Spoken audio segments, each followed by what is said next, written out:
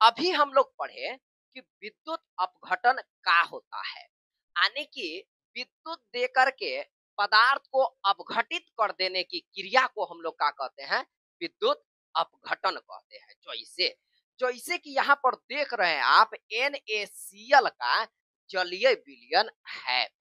एकरा में ना हम सेल के द्वारा दे दिए आवेश, इसको आवेशित कर दिए, करंट दे दिए।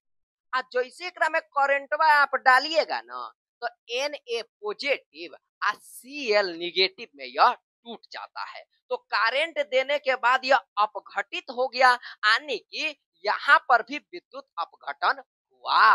ये विद्युत अपघटन होने के बाद जानते हैं क्या होता है? ये होता है कि जैसे यह जो है ना पॉजिटिव में टूटता है, तो सोडियम आयन पॉजिटिव में टूटने के बाद वह कैथोड की ओर जाने लगता है, और क्लोरीन आयन निगेटिव में टूटने के बाद एनोड की ओर आने लगता है। समझे? ई कैथोडवा पर जाके जानते हैं क्या करता है? कैथोड पर एक क्रिया होती है, जाकर के आपका जो सोडियम आयन है कैथोड पर एक क्रिया करती है। क्या करती है? कैथोड पर जाकर के एन ए पॉजिटिव क्या करता है? एक इलेक्ट्रॉन ग्रहण कर लेता है। जैसे ही एगो इलेक्ट्रॉन में ये ग्रहण करेगा, यह सोडियम धातु बना करके ओइजे चिपक जाएगा, यानी कि एनोडवा पर जाकर के तब कौन चिपक जाएगा? जाकर के चिपकेगा कौन? सोडियम। अगर यह अपघटित नहीं होता, जब यह टूटबे नहीं करता, तो बताइए कैथोडवा पर जाके चिपकता, कैथोड पर कौन चिपकेगा? सोडियम। समझ में आ रहा है? अब जाएगा कहां पर? एनोड पर। एनोड पर कौन जाने का कोशिश करेगा? तो एनोड पर देखिए कौन सी क्रिया होगा। एनोड पर, एनोड पर दौड़ेगा आपका क्लोरीन। क्लोरीन पर हम लोग जानते हैं कि किसी के भी माथे पर माइनस लिखल है ना, एकर मतलब ये होता है कि ओकरा पास एक्स्ट्रा इलेक्ट्रॉन है, ज्यादा इलेक्ट्रॉन है। समझ में आ रहा है? केकरो पर प्लस लिखल है, एकरा मतलब ओकरा पास कम इलेक्ट्रॉन है। अगर ये गो प्लस है, इसका मतलब उससे एक इलेक्ट्रॉन निकलल है, ये गो माइनस है, एकरा मतलब एक इलेक्ट्रॉन ओकरा में बढ़ल है। ठीक है? जैसे ऐजा पर एक इलेक्ट्रॉन निकलल था, एक इलेक्ट्रॉन मिल गया, यह शांत हो गया और सोडियम धातु बना करके एकरा में चिपक गया। समझ में आ रहा है? ठीक वही तरह से यहाँ पर कौन आएगा? एनोडवा पर आएगा आपका क्लोरीन आयन। यह क्या करेगा? एक इलेक्ट्रॉन का त्याग करेगा, निकाल देगा, बाहर कर देगा और बना देगा क्या?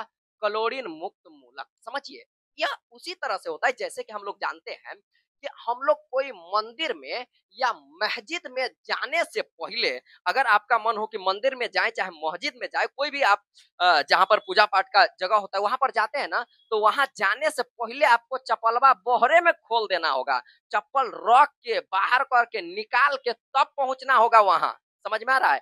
ठीक वही तरह से एनोड पर पहुंचने से पहले एकरा का करना होता है? एकरा का करना होता है? चप्पल पहन के जा रहा है का? ना, ये लेके जा रहा है इलेक्ट्रॉन, तो एकरा इलेक्ट्रॉन त्याग करके जाना पड़ता है।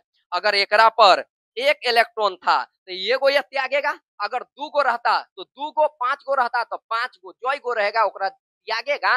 ये चल जाएगा कहाँ? एनोड पर। एनोड पर जाएगा और मुक्त मूलक का निर्माण करेगा, क्लोरीन फ्री रेडिकल का। फिर एक रेडिकल दूसर का रेडिकल को मारेगा टक्कर और बना देगा कौन सा गैस? Chlorine gas. अब आप देख रहे हैं क्या हो रहा है?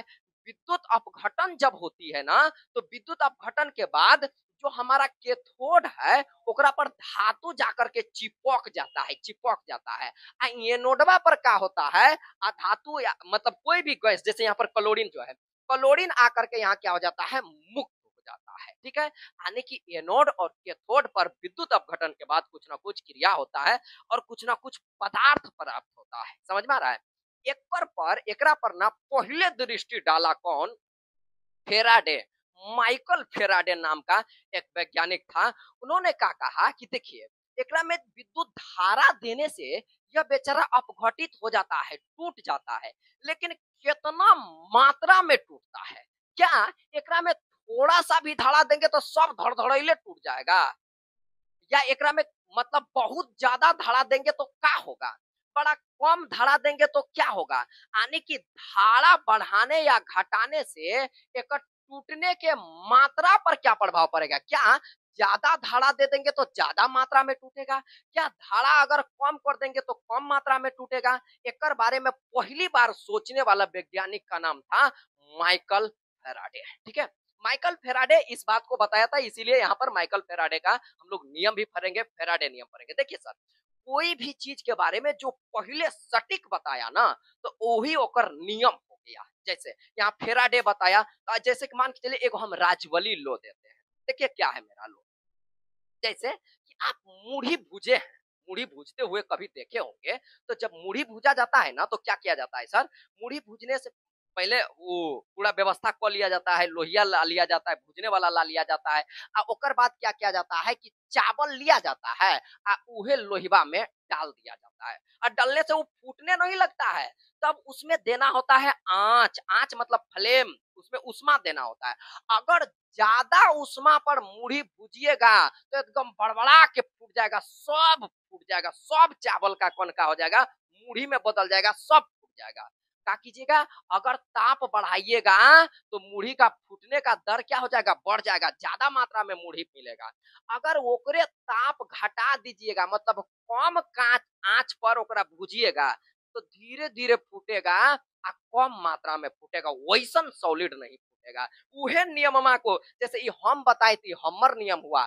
ई सेम बतवा को के बतैले था फेराडे, का बतैले था, बोला कि जैसे एक मुट्ठी आप चावल लिए थे ना, एक मुट्ठी आप विद्युत अपघट्य लीजिए और डाल दीजिए पानी में। ठीक है, विलियन बना दीजिए।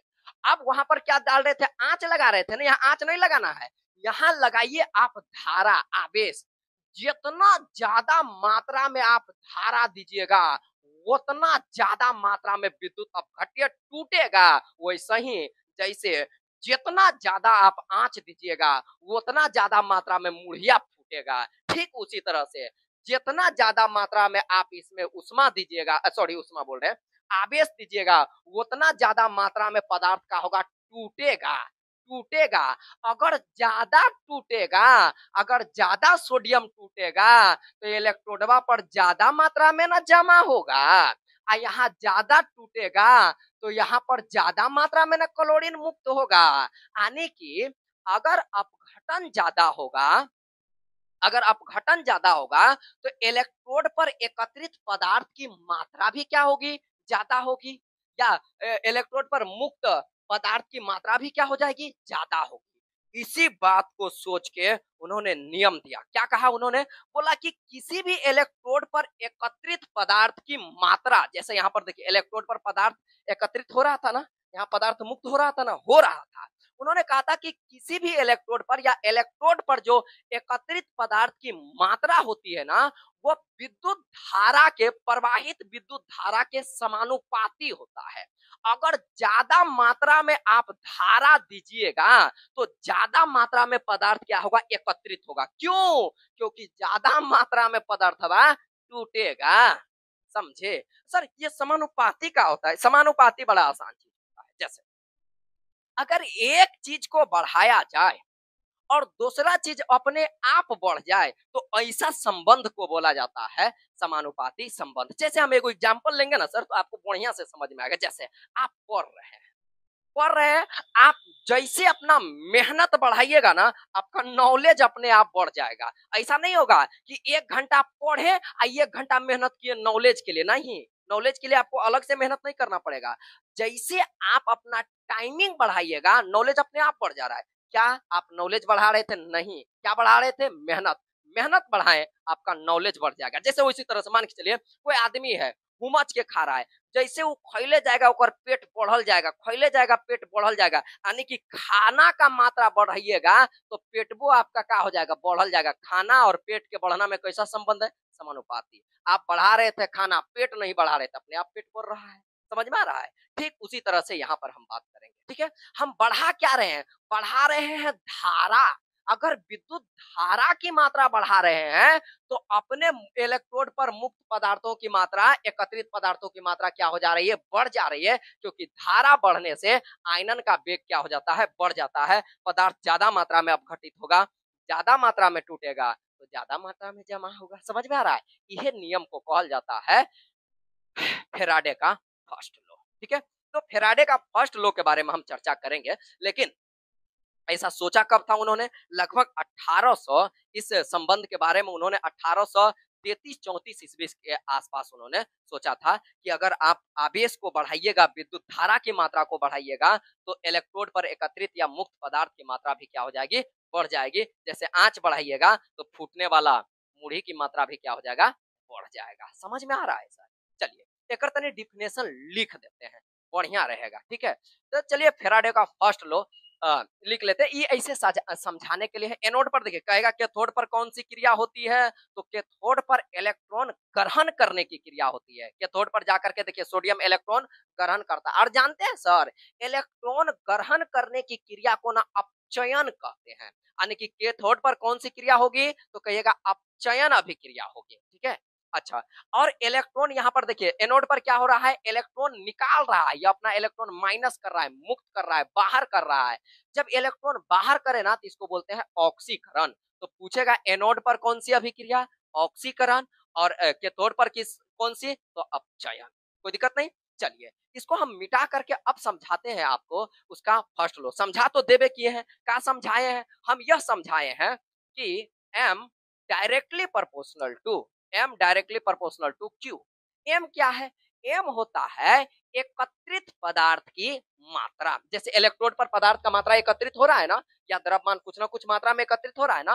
मान लेते हैं कि इलेक्ट्रोड पर एम ग्राम पदार्थ एकत्रित हो रहा है। कब? जब उस पर आवेश कितना हो? क्यू। तो हम लोग जान रहे हैं एकत्रित पदार्थ की मात्रा आवेश के क्या होता है? समानुपाती होता है।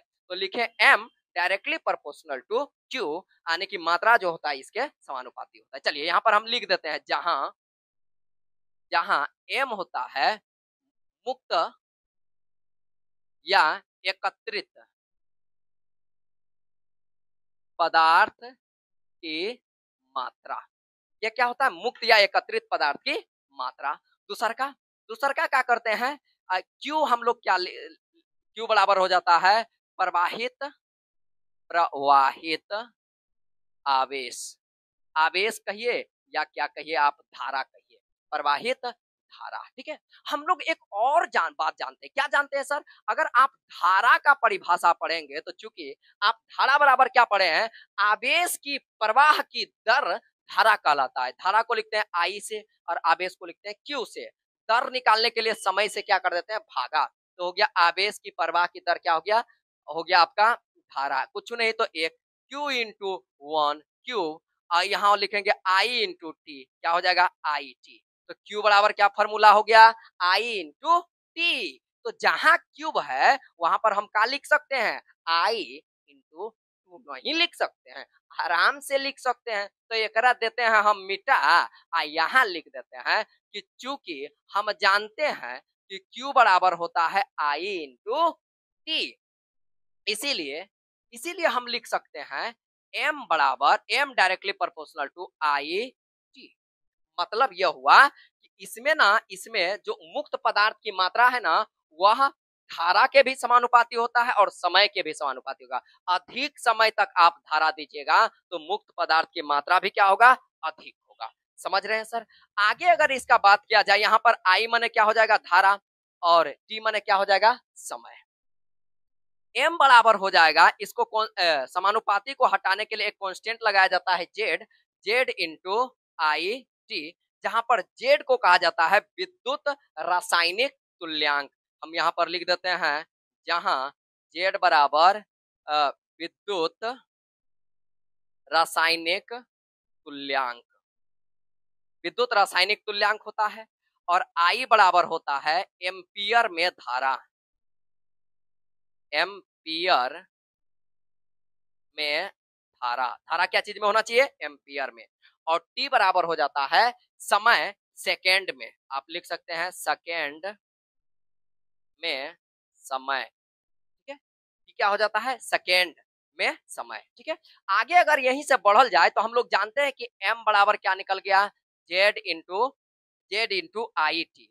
अब बताइए आई इंटू टी बराबर क्या होता है? क्यूब। तो आई और टी के जगह पर हम क्या लिख सकते हैं? क्यूब। एक और नई का फॉर्मूला बन गया। ठीक है, यहां से हम आगे बात करेंगे। ठीक है, ओ अभी तो इसको डिफिनेशन तो इसका लिखवे नहीं किया, नहीं चलिए ये हो गया आपका इसका फॉर्मूला, ठीक है। इसके ऊपर में हम लिख देते हैं फैराडे का फर्स्ट लॉ। तो यहाँ पर हम लिख देते हैं फैराडे का फर्स्ट लॉ के बारे में हम बात कर लेते हैं। यानी इसको देते हैं मीटा। प्रथम नियम क्या कहता है? Faraday's first law. फर्स्ट इसका फर्स्ट लॉ क्या कहता है फैराडे का? फैराडे का फर्स्ट लॉ यह कहता है कि इलेक्ट्रोड पर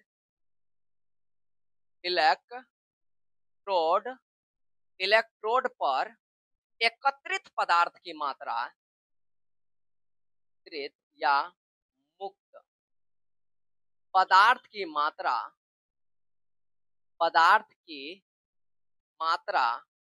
प्रवाहित प्रवाहित आवेश आवेश कहिए या इसी को क्या कहिए, विद्युत धारा के समानुपाती होता है।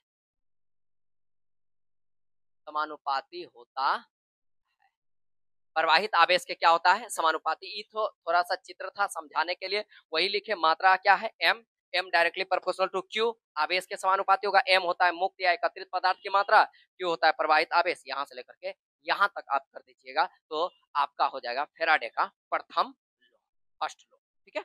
इसको हम समझाएं और यहाँ पर लिखे इलेक्ट्रोड पर एकत्रित पदार्थ की मात्रा धारा के क्या होता है, समानुपाती होता है, प्रवाहित धारा के समानुपाती होता है। इसी को बोला जाता है न्यूटन बोल रहे हैं फैराडे का प्रथम नियम, ठीक है।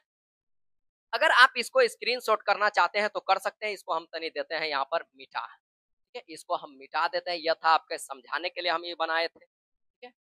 यहाँ से आप लिख सकते हैं, ठीक है। आगे अगर बात किया जाए तो इसी में थोड़ा सा और हम बात को बढ़ा देते हैं इधर समझाने के लिए, ठीक है। हम लोग जानते हैं कि m बराबर मुक्त पदार्थ की मात्रा क्या होता है, z इंटू आई टी, या इसी को हम लिख सकते हैं m बराबर z इंटू क्यू। आराम से लिख सकते हैं प्रवाहित आवेश की मात्रा। अगर हम क्या करते हैं दोस्त, यहीं पर यदि लिखते हैं यदि यदि I बराबर हो जाए 1 एम्पियर, ठीक है। I बराबर क्या हो जाए 1 एम्पियर एवं t बराबर क्या हो जाए 1 सेकेंड। समय क्या चीज में बोले हैं, समय होना चाहिए सेकेंड, ठीक है। अगर आई का मान 1 एम्पियर हो जाए और समय का मान क्या हो जाए 1 सेकेंड, तो ऐसे स्थिति में हम m बराबर क्या लिख सकते हैं, जेड। इसका मान हो जाएगा 1, इसका मान हो जाएगा 1, यानी कि m इंटू क्या हो जाएगा जेड, ठीक है। यानी कि हम यह कह सकते हैं क्या, यदि किसी विलियन में, यदि हम किसी विलियन में 1 एम्पियर की धारा, जैसे यह एक विलियन, यहाँ पर इलेक्ट्रोड लगा दिया, मान के चलिए यह इलेक्ट्रोड है, यह भी क्या है इलेक्ट्रोड है। इसी में अगर हम 1 एम्पियर की धारा 1 सेकेंड तक प्रवाहित करेंगे तो बताइए इलेक्ट्रोड पर कुछ ना कुछ पदार्थ एकत्रित होगा कि नहीं, कुछ ना कुछ पदार्थ मुक्त होगा कि नहीं होगा।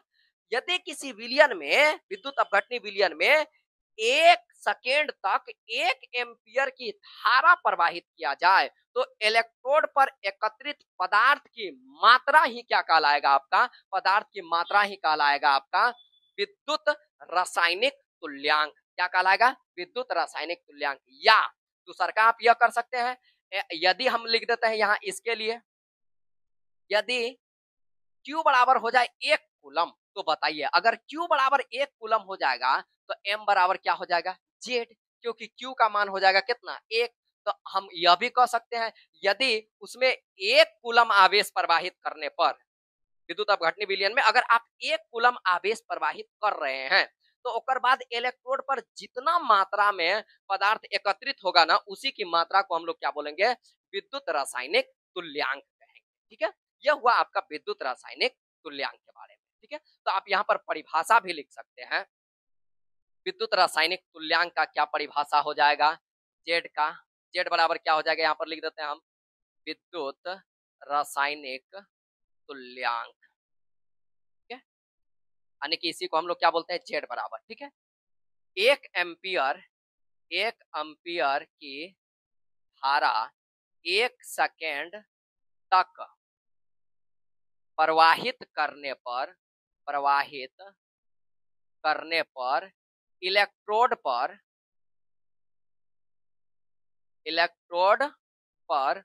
मुक्त या एकत्रित पदार्थ की मात्रा, ठीक है, पदार्थ की मात्रा ही विद्युत रासायनिक तुल्यांक कहलाता है, ठीक है। यही हो जाएगा, ठीक है।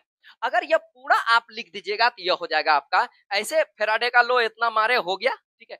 ये सब एक्स्ट्रा हम लोग सीखे, ठीक है। चलिए, अगर आप इसको स्क्रीनशॉट करने लायक हम छोड़े नहीं है, समझ में आ जाता है ये। अगर आप इसको स्क्रीनशॉट करना चाहते हैं तो आप कर सकते हैं इसका स्क्रीनशॉट। हम हट जाते हैं, उसके बाद हम बात करेंगे फेराडे के सेकंड लॉ के बारे में।